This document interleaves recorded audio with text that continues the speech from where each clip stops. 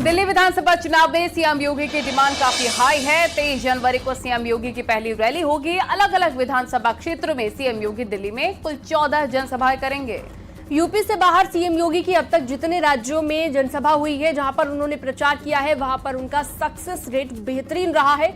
ऐसे में बीजेपी ने दिल्ली में बड़ी जीत का दावा किया है। रिपोर्ट देखिए। मैंने कहा था ना कि बटोगे तो कटोगे, एक रहोगे तो नेक रहोगे। कोई माई का लाल आपका बाल बांका नहीं कर पाएगा। दिल्ली के चुनावी रण में अब योगी आदित्यनाथ के उतरने की घड़ी आ गई है। 23 जनवरी को सीएम योगी दिल्ली में अपनी पहली रैली करने जा रहे हैं। बीजेपी ने सीएम योगी की 14 रैलियां तय की हैं, जहां वो पार्टी उम्मीदवारों के लिए प्रचार करेंगे। महाकुंभ के बिजी शेड्यूल के बीच सीएम योगी की रैलियों को स्पेशल प्लान तैयार किया गया है ताकि इनका ज्यादा असर दिखे।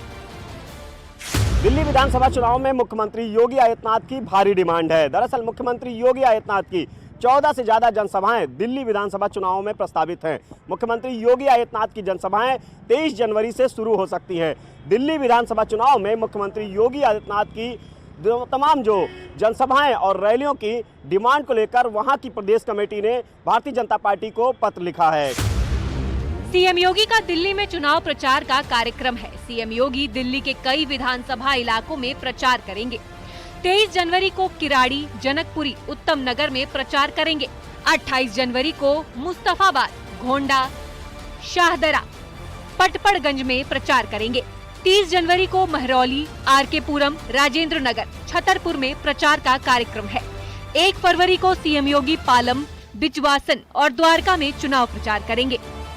ये समझना भी बेहद जरूरी है कि कैसे पिछले कुछ चुनावों में योगी की मौजूदगी मतलब जीत की गारंटी बनती दिखी है, खास तौर पर हरियाणा और महाराष्ट्र के चुनाव में।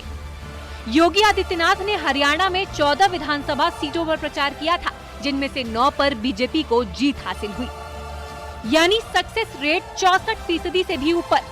इसी तरह महाराष्ट्र में योगी ने 30 सीटों पर उम्मीदवारों के लिए वोट मांगे और पब्लिक ने बीजेपी की झोली में इनमें से 22 सीटें डाल दी।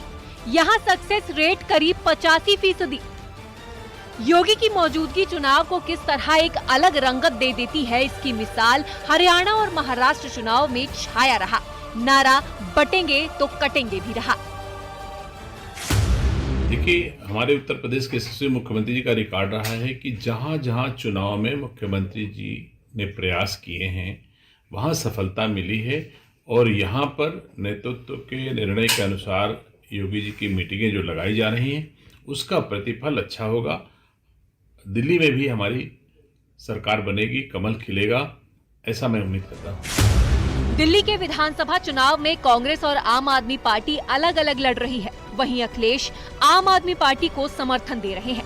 ऐसे में सवाल ये उठता है कि विधानसभा चुनाव में अगर कांग्रेस को एक बार और हार मिलती है तो क्या इंडिया ब्लॉक में राहुल गांधी के नेतृत्व पर भी सवाल उठेगा?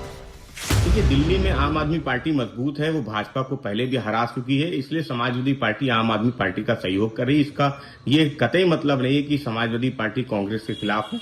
इंडिया गठबंधन मजबूत है। आदरणीय अखिलेश यादव जी ने लोकसभा चुनाव में भारतीय जनता पार्टी को हरा के दिखाया है, रोक के दिखाया है, बहुमत से दूर करके दिखाया है।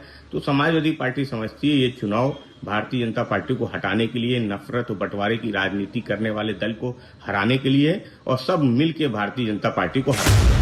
अखिलेश ये बयान दे चुके हैं कि बीजेपी को क्षेत्रीय पार्टी टक्कर दे सकती है। ऐसे में जो क्षेत्रीय पार्टी जहां मजबूत है उसे समर्थन देना चाहिए।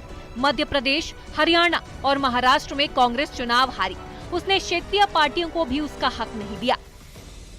अलायंस का भविष्य दिल्ली के रिजल्ट के बाद पूरे तरीके से खत्म होता ही ज्यादा नजर आता है। इसके मजबूत होने, आगे बढ़ने या कोई थर्ड फ्रंट बनने की बात ज्यादा संभावित लगती है, जिसके नेता या तो अखिलेश हो सकते हैं, ममता बनर्जी हो सकती हैं, या स्वयं अगर चुनाव जीत के आते हैं तो अरविंद केजरीवाल भी हो सकते हैं। सीएम योगी ने यूपी के बाहर जिन राज्यों में प्रचार किया है वहां जीत में बीजेपी का स्ट्राइक रेट अच्छा रहा है। ऐसे में एक बार सीएम योगी की डिमांड दिल्ली के विधानसभा चुनाव में बढ़ गई है। अब देखना ये है कि बीजेपी दिल्ली में आम आदमी पार्टी और कांग्रेस के खिलाफ कितनी मजबूती से अपनी बात वोटर्स तक रख पाती है। न्यूज़ 18 के लिए ब्यूरो रिपोर्ट।